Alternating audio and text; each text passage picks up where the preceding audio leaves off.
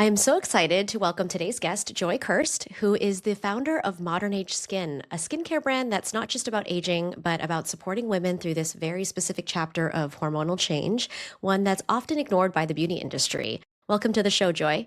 Thanks, Kat. I appreciate you having me. I'm so excited to dig in. So, you founded Modern Age Skin after being unable to find products that met the needs of your skin during perimenopause. And I have to admit, I actually didn't even know what perimenopause was until very recently. I was doing my own research because I'm in my late 30s now. And I realized that this is something that I need to start thinking about. And I'd like to level set, though, for our listeners who might not be as familiar. Can you give us a quick breakdown of what perimenopause actually is? Why did that lead you to start Modern Age Skin? So, perimenopause is that time leading up to menopause. And what a lot of people don't know is that it could be as long as 10 years. So, right. So some people have no symptoms whatsoever. About 80% of us do, 20% of us don't. And good on you, sister, if you don't get it, because I'm super jealous if somebody's out there that didn't have any symptoms. But I had it particularly rough. And so basically your hormones are kind of stopping and starting and stopping and starting. So they're kind of up and down in that lead up. You could have wild swings, or it may not be that bad. Everybody's a little bit different. For me, that perimenopause leading up, I started at 38 and I'm 53 now. So that was some time ago, right? That was 15 years ago. And nobody really knew, like, no one mentioned perimenopause to me. It wasn't until like I was almost in menopause before I actually even knew that that's what I had been suffering from. And when I say suffering, it was suffering. I wasn't sleeping. It turns out that my cortisol was spiking exactly when it should be cratering for you to sleep. So I'd go to sleep just fine. I'd be up in the middle of the night for hours. Your brain starts going, you just can't shut it off. I hear that a lot. I had lunch with a bunch of friends the other day, and we're all pretty close to the same age, and they said the same things. That sort of voice in your head, you wake up in the middle of the night, you think of all the things that you needed to do, and your list to check off list, and just, that inner dialogue that you have that won't let you go back to sleep. It turns out that I had food allergies as well. I have a gluten intolerance that I didn't know about, but then I'm sure I had it my entire life, but that was sort of getting worse as you get older. And yes, your skin does get drier, but which is not unusual when you produce less estrogen. That's what keeps that collagen production and oil production in your face and any part of your body. So that's why as your hormones are going up and down like that, you will get drier. But you could also, because it's not just estrogen, it's estrogen and testosterone as well, and progesterone, right? So the testosterone will be completely out of whack. And for me, that manifests by me feeling like I was suddenly 16 years old again and had like cystic acne all over my face. It was pretty miserable because I didn't have great skin when I was in my teens. And I was just like, really? Do I want to feel like I'm 16? I had a fairly high power job. I was a vice president at an executive search firm that was global. I worked a lot overseas. And here I am sitting down with CEOs of multi-billion-dollar publicly traded companies. And I look like, I had so much makeup on trying to cover it all up. It was pretty terrible. So learning what I learned, I went to a bunch of different doctors. My OBGYN who delivered both of my kids, I've been seeing him for years and years, was like, "You're fine." I told him something's not right. And he took my blood and tested my estrogen and said that you're fine. Now, what I can tell you now, knowing what I know, is that there is no test for perimenopause, because today you could be great, tomorrow you could be off the charts high, the next day after that you could be cratering. There's no way to know. That's one snapshot in time. So it has more to do with just clinical, right? Your doctor talking to you about how you feel and Mm. symptoms that you're suffering from than anything else. Like paying attention, I guess, to some of those changes, like you were having those issues overnight and things like that. Yeah, I highly recommend journaling, by the way. Write this stuff down, then you have something to talk about with your doctors. But trying to get control of where I was just miserable. I mean, just think about if you don't sleep night after night for hours, and then you have to get up and take care of two kids and then go to work and work all day. By the middle of the afternoon, you're cratering. Right. And where did the idea for specifically your beauty line come from? You must have not been able to find products, specifically suited for your skin. It will mostly mature skin. I mean, they've gotten a little bit better, right? We're more interested in your skin barrier and protecting that. That's not really something that really was in the forefront of the skincare industry 15 years ago. It was really, if you have maturing skin, all you get is moisture, and the heavier, the better. And if you've got acneic skin, right? And I was getting cystic acne across, like right where that hormonal stuff happens right here, why would I want to put that on my face, right? But you also don't want to do the things that were being pushed in the 80s when I was a teenager with the, alcohol, you're stripping everything, right? It just makes it worse because you are dry and you're also getting acne. I couldn't really find anything. I tried all the things that were supposed to be for maturing skin, that just made me break out more. Even the crazy expensive stuff that's supposed to help everything made me break out. So I just kind of stripped my skincare and my diet down to nothing. I started doing a lot of research, and I do have a master's in library science, so I am a research oriented type of person. So I started doing a lot of research on, well, what could I do for my skin that's going to help not dry it all out, not make the acne worse, but try to help heal the acne too, and try to be as clean and natural as I possibly could. And so I started just DIYing in my kitchen with, bulk oils with the right kinds of traits that would help with your skin, with what I was looking for specifically. I started out with like a facial oil, which is, my hero product at this point. That's what I came out with first. But it really started to get much, much better. And I was still seeing a doctor at that point and going through natural type of remedies. That doctor never mentioned perimenopause to me again, obviously. I still didn't know, but I was doing acupuncture, I meditation and yoga, and I changed my diet and I cut out gluten, and I was very conscious, health conscious, and it did make things a lot better, but it wasn't getting rid of all of my symptoms. But because I made that skin oil, people were asking for it, and I was like, this is great, which was very nice, but I also didn't want to destroy somebody's, peel off the upper layer of their skin. So I decided to go back and get that skincare formulation certificate so that I knew what I was doing and I could be a bit more appropriate with what was actually in the bottle. But that is uncommon for a founder to go and formulate themselves versus hiring a chemist. What really motivated you to go that route? Was it really just understanding the whole process, the ingredients? It was mostly that. And I mean, I'm just a curious person too. Do I think that everybody needs to go and do this? No, I don't. You can find a really great chemist, and there's some amazing ones out there, and that's fine. I mean, it works really well. There are some beautiful products on the market that were made by cosmetic chemists for somebody's brand. I had no intention of starting this brand, right? I mean, my intention was to fix my own problems, not really to launch into what is an oversaturated market from my perspective. I'm not a beauty industry person. I came from professional services. So I was just trying to learn something, keep myself busy, learn more about this, maybe make some more products that might be really helpful to myself and maybe to friends if they were going through the same thing. But it is a bit of a white space in the market. I mean, it's just now coming to the forefront to be having these conversations about perimenopause and menopause, where our mothers didn't have this conversation with us. Their mothers certainly didn't have it with them. So there's an appetite for it. People want to talk about it and they want to solve their problems and not be told their problem is that they're too old. So they just Right. need to look young. Yeah, and you do champion this concept of anti-aging. If you can elaborate on that, what does that mean and why should we approach it this way versus that traditional anti-aging concept and narrative that I feel like the beauty industry kind of throws at you? I think that the idea of anti-aging doesn't truly make a lot of sense, frankly. I mean, if you're not aging, you're dead. Really, that's not the alternative that I'm looking for, right? And I'm not embarrassed about, I mean, I have no problem telling anybody that I'm 53 and I've learned a lot of things. I know lots of stuff.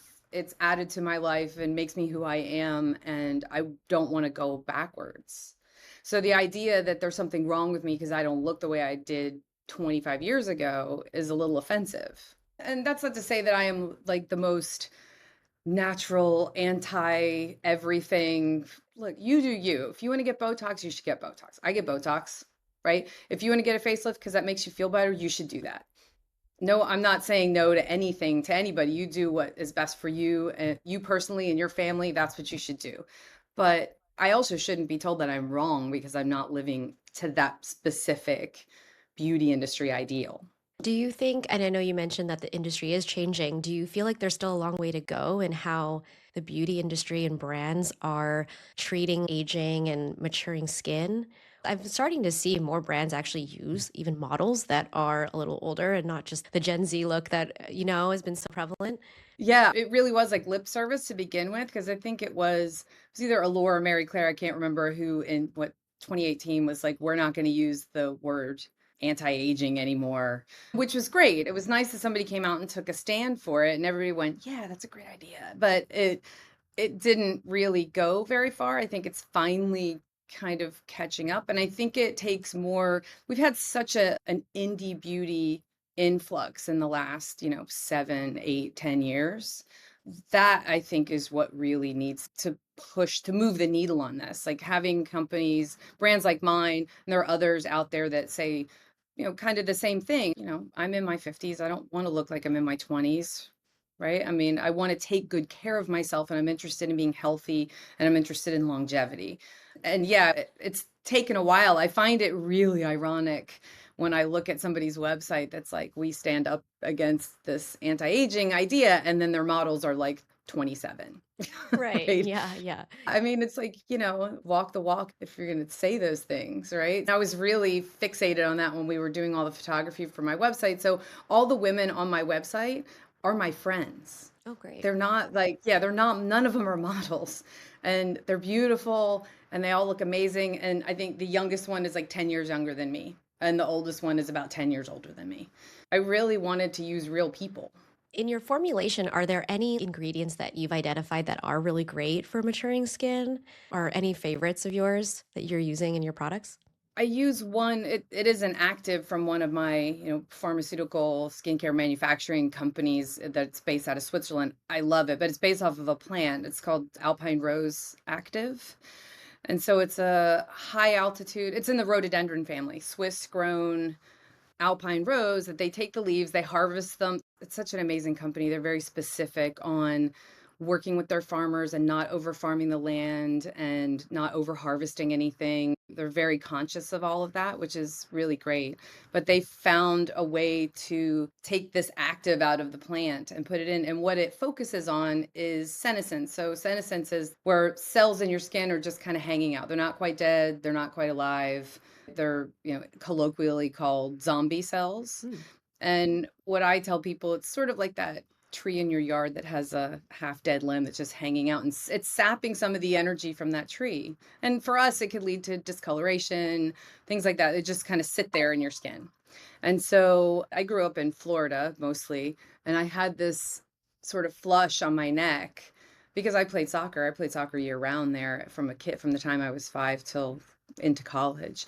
And so we weren't very good with sunscreen in the 80s. So that flush that I had on my neck has been there forever, right? But this stuff it's about 90% better than it was before. And even my esthetician, who I've been going to for about 4 years now, has said the same thing. She's like, this is crazy how good this is. And I totally credit that. I think it's an amazing active, and that company does some really cool things. So it targets the zombie cells and Yeah, like that gets helps them that to cell turn over. turnover. Okay, yeah, the Yeah, to turnover. clear them from your system, right? They're not needed anymore. They're not really giving you anything. They're just hanging out. Oh, interesting. Okay. That's kind of the real technical stuff, but the one that I love the most is the bulk oil is called tamanu oil, and it's very thick. It comes from a plant in Southeast Asia, and it's got lots of antibacterial qualities. They used to use it in surgeries like 100 years ago when you needed to use natural products to take care of that. But it's also one of the few carrier oils that soaks through all the layers of your skin. So it's deeply moisturizing at the same time while also being very healing and antibacterial. Oh, I love that. I'm always also about facial oil and I use it with my gua Mm. sha, so I'm always looking for new facial oils to try. For dry oils, right? They soak in really quickly. They do the things they need to do, but you could wear it under your makeup. So it soaks in after a couple minutes. I hate that greasy. I don't like that occlusive feeling that's like coating my skin. How do you see your brand evolving this year into the near future? What's on the horizon?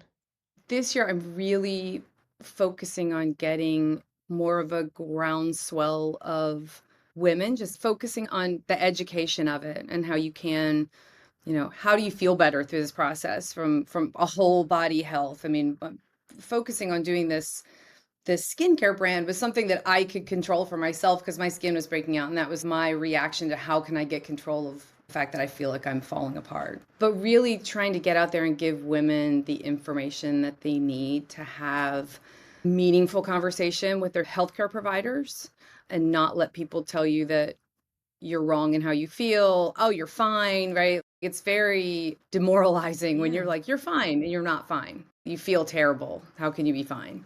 And so I'm making a concerted effort to be doing more educational type of events. I'm doing one next month with my doctor, who is Heather Hirsch, and I mean, you can find her online and she does a lot of TV interviews and whatnot, but she's focused on midlife health for women and she focuses on hormone health.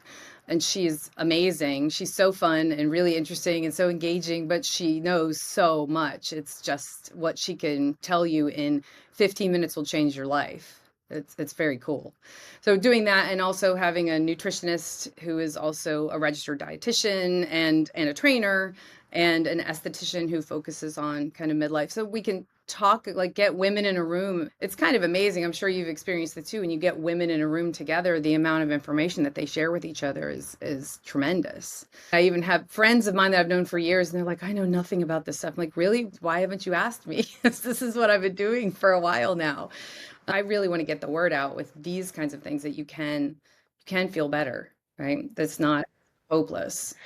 So in Um, terms of feeling better, what would be your go-to wellness or, non-negotiables that make you feel good outside of the beauty aspect? I feel like the skincare stuff is kind of a ritual for me. I think countries do a much better job of that than we do here in the West, right? Of that is a ritual that is kind of feeding your soul a little bit too, right? You're taking time for yourself. And that's really, I mean, I think as I've gotten older, we as women, we're so used to being the caregivers to everybody. You've got your aging parents and your children, and sometimes your husband and some, extended family, and you really ignore yourself. So that is one of the things that I'm getting better. I wouldn't say I'm great at it. I do like to work, so that's but I do need to take a minute to myself and go to the yoga class that I really want to go to or go work out with a trainer, go play more tennis. I really love to play tennis. It's something for myself. It makes me feel better. Those are really the big things and kind of having to tell my kids, they're old enough now. They're almost adults. My daughter is an adult, but just telling them that, sorry guys, I need a minute to myself. And we all do, right? We have to fill our own cups before we can for our families so we can be better moms and wives and friends. And I have to tell myself Yeah. that too, because I feel like I'm constantly racing to the next thing. But like you said, taking just 5 minutes. And saying no. I Yeah. mean, I know so many women here who were pretty high-powered businesswomen, and now maybe they've taken a step back to care for their children. And now that their kids are getting a little more independent and they can take care of themselves a little bit, they're jumping back into things like the PTA or whatever it is that they're doing, but they're doing too much. I mean, I've had this conversation, like, we're working together here. Let me take some of this off of you. I know you have stuff going on in your life that you need to attend to, and I'm here to help. We're partners in this. It's hard for them to say no. Saying no is not going to kill people, right? You you can pleasantly bow out of things. Respectfully decline. Yeah.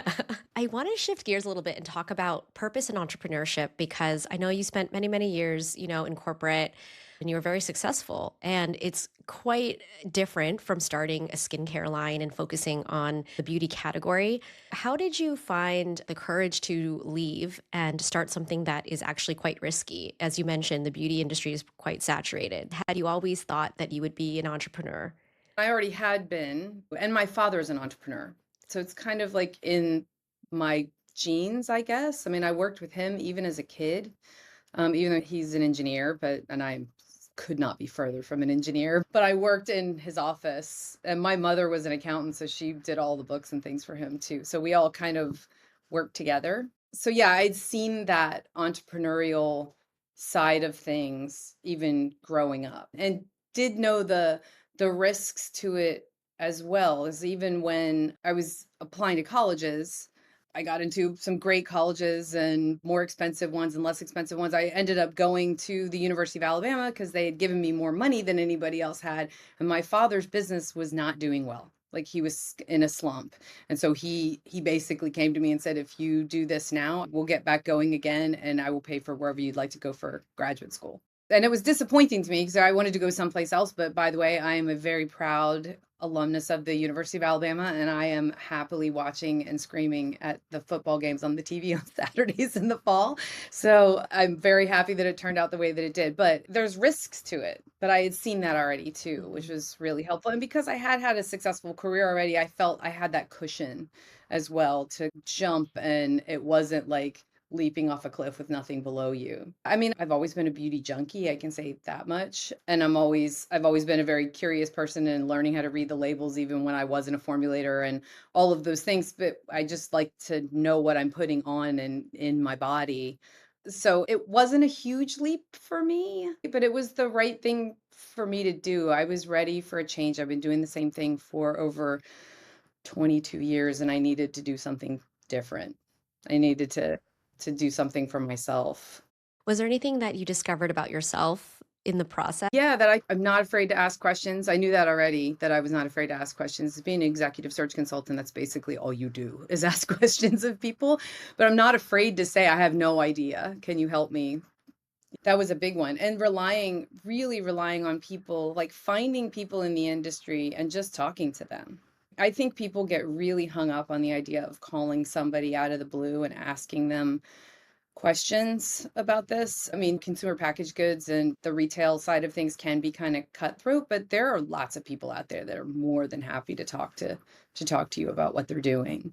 Who doesn't like to talk about themselves? That's what I try to tell people is that people like to talk about them, ask them a question about what they're doing and they will love to tell you about it, right? I mean, it's not that hard, so don't get intimidated by it.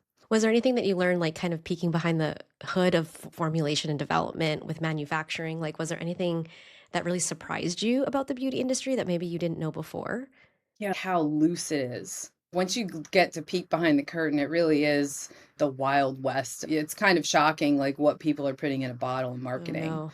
Yeah, and it's, I mean, you hear about stuff all the time about whole companies going out of business because somebody opened up a pan of whatever eyeshadows and it's got mold all over the top of it because they didn't do their testing. It happens. And then really just how bifurcated, disjointed the whole contract manufacturing space is and to find the right people, like finding the right contract manufacturer to work with is exhausting and Right. really difficult. And it's hard to know who to trust. There are a lot of really unscrupulous people in this space. How did you determine who to trust then? What were some indicators that there were, of the manufacturers you were working with that you could really go all in with them? Well, transparency is one. If they're willing to like open up, anything and be like, here it is, I'm happy to talk to you about it. Also getting a referral from somebody else who, right, I am blessed enough to be part of the Conscious Beauty Collective, which is amazing. I mean, most of us are solopreneurs that are in that group. We do meet a very specific standard, so we all kind of have the same feeling about clean beauty and what that means and what it should mean and how transparent you should be when you're going to market. So that group of people is well aligned with, I know, with what I'm trying to achieve with my brand. So asking those people who are in a different part of their brand life cycle, super helpful. So finding either a trusted advisor or a trusted group of people who understand the industry or at least are in it in some aspect that can be helpful is, I think it was crucial. It was a real game changer for me. So then getting names from them and doing my due diligence of asking a lot of questions, doing lots of references, those kinds of things. And so you'll know pretty quickly when you start talking to people and to bear in mind that these are marketing people. And so you got to take everything they say with a grain of salt and do your own research. Right. I mean, you mentioned clean beauty. You can't just trust, packaging that says it's clean because if you actually look at the ingredients, there are so many things that aren't clean. And I think the average consumer doesn't really know that. They don't know, right? They have no idea. And then everybody says things like, I don't like to put chemicals on my, I'm like, well, everything's a chemical. Every part of you is a chemical. So that's kind of a silly thing to say. But knowing what's in the bottle, it's really hard because the level of transparency that we have in the United States is practically non existent Right. because no one's forced to do it. I think people are becoming more transparent now, and they're smaller brands. They have to be. I mean, I think being clean and focusing on sustainability, environmental issues is just table stakes at this point in this industry, but it wasn't before. Right. Didn't have to be. And I know that with the Conscious Beauty Collective, there's a huge focus on sustainability. Can you elaborate on how your brand is also adding sustainability to its like core values or how you're playing into that? Just thinking through what I wanted to do with this brand and the beginnings of it, that was always a pillar of this brand, was being environmentally conscious and clean, which I define very specifically too, right? Because we don't have a definition of clean in the United States of what's okay.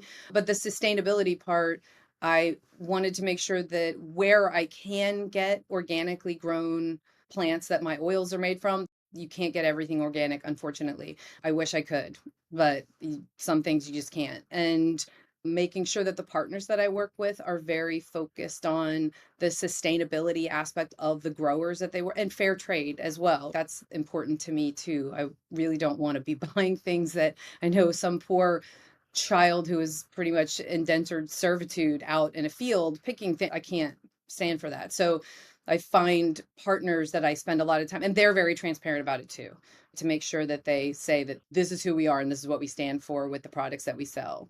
So that it started from what's in the bottle to the bottle itself, which is 100% curbside recyclable.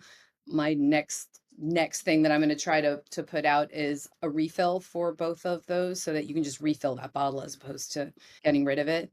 It's a beautiful glass bottle. It looks really pretty and it lasts for a really long time. And then even to the secondary packaging, it's on 100% post-consumer recycled paperboard. I use certain kinds of inks that will degrade when you put it into your compostable. That's all of it. I mean, I'm really focused on minimizing the packaging so I don't have lots of bits that go into the packaging.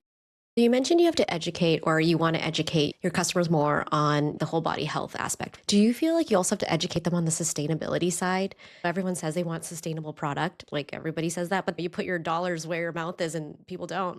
With most of the people that I've known have always been somewhat sustainable as much as we can be. I mean, right? We've been very slow to adopt these daily practices Mhm. of being environmentally conscious and sustainable in the United States. We're not very good at it. I think it's getting better and people are pushing things in that direction, but it's slow to say the least. I do talk about it. There's a whole part of the website that's dedicated to it. Like, this is what sustainability means to us, and our partners are sustainable. They commit to that as well. There's somewhat education around it. My daughter's generation, it's definitely a huge difference for them. Like, they've been learning about this stuff since they were starting school. So it's a big difference. I think that they will continue to push things in the right direction. Do you have any advice for, an aspiring founder who might want to start a beauty brand? Any things that if you were to look back and tell yourself like 15 years ago? I mean, do a lot of groundwork before you decide that this is what you want to do. Right. I actually employed a market research company. I'm like, look, I think that this is a white space, but I would like to employ somebody to tell me that I am right or wrong about that. Mm. It seems that way to me, but I wanted to hire somebody who is an expert in the beauty space too. So that's what I did. It wasn't cheap, but it was totally worth it because the alternative of pouring a bunch of money into something that doesn't even stand a chance. Like, do you want to just be another one of 100 of the exact same product that's on the market? That doesn't make a lot of sense. Like, why are you different? How are you different? So you really need to think about that.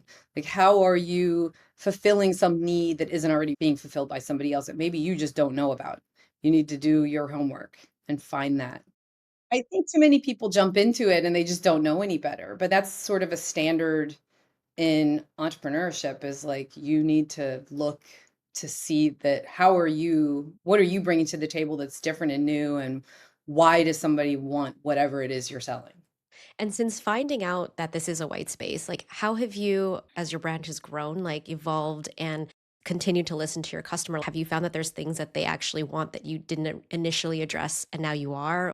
Not yet, because I think they don't know what they don't know. I mean, Yeah. that's part of the education, and that's the other part of it, like really telling people of, "Well, here's what could potentially happen to you during this phase in your life, and I have this product that can possibly help you. And hopefully you become part of the community too that can also help you in other ways, not just buying product from me, but talking to other people in this space who can be helpful for your health and wellness journey, because that's really what it is. So I think that the level of education out there, it's pretty minor at this point. I mean, it's getting better, right? I mean, Oprah Winfrey's doing her whole thing on menopause on Monday night, and I think it's on CBS. I can't remember, but that's the whole thing is about perimenopause and menopause.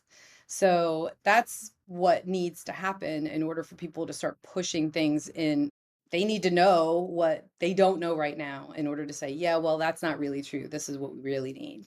Right. And just having conversations that this is a real thing that's happening because, like I said, I didn't even really know what the term stood for or what it referred to. And then when I looked it up, I'm like, oh, okay, that makes sense. It actually starts a lot earlier than you'd think. It starts in your sometimes mid 30s, early 30s, maybe for Mhm, some, which is mhm. surprising. Yeah. It's not when you start to look at the numbers, right? I mean, the average age is 50-ish in America of going through menopause. So that means that you can be between like 40 and 60 to get to that midpoint, right? To get that average. And then it can happen for 10 years before that. So that's 30. Yeah. So it's really not, when people were like, "Oh my God, that's so young." It's not young. It started to frustrate me when people would say that to me. I was like, "You're making me feel like I'm some kind of weird mutant. Thank you." Like I'm not. It's not unusual, it's not abnormal, and I don't want anybody to feel that way. And to not chalk it up to just like, oh, I'm just stressed or, thinking it's something you ate. It's Yeah, actually yeah, hormonal exactly. changes in your body. But this has been great. Any last thoughts as we wrap up? Yeah, I would say to anybody out there who's kind of going through this is just be you, be comfortable in your skin. I think as we get older, we start to get more comfortable in our skin, and do whatever you need to do to feel good about yourself. You should feel good about yourself, right? Regardless of if you're deciding to take the leap to be an entrepreneur and do something like this, or if you just want to say screw the patriarchy and I don't want any of this anti-aging bullshit anymore, right? Whatever that is, to just feel better about yourself. I think that the beauty industry is just kind of, it's thrived on you feeling inadequate. Oh, And yeah, the fear marketing. yeah, and that's a lot of what it is. And I think that that doesn't do any of us a service, frankly. No. Where can people learn more about modern age skin or learn more about what you're up to? So on my website, and I try to blog periodically on there too. I would say I'm not as good at it as I would like to be, but I'm getting better. So my website is modernageskin.com, and then we're on Instagram, TikTok, and Facebook. It's all at Modern Age Skin. And then I try to do things like this as much as I can to try to reach as many people and just follow us. I like Instagram more than anything else. I just feel like it's a little bit of an easier platform to use, but I try to put information out there about what I'm thinking about right now, or these events that we're trying to do, or anybody else who's doing sort of a broadcast of some kind that might be interesting, and resources, right, for people to look into so that they feel more comfortable in this process. Yeah. Are your events all going to be in New York or do you have plans to expand? I mean, I would love to do things elsewhere. I really would like to get to the West Coast. I'm going to be at a International Congress of Estheticians and Spas in August at Long Beach. Okay. And so that's kind of like the next thing that I'm thinking about too, is pushing this into kind of the spa world. So you kind of couple the perimenopause and menopause treatments with also your health and wellness, like take a minute for yourself. So trying to feed into that a little bit, to come up with a perimenopause facial protocol that we could sell alongside the to those spas so that they could use the products and give people what they need. I love that. All right. Well, thank you so much, Joy. Thank you. I appreciate it.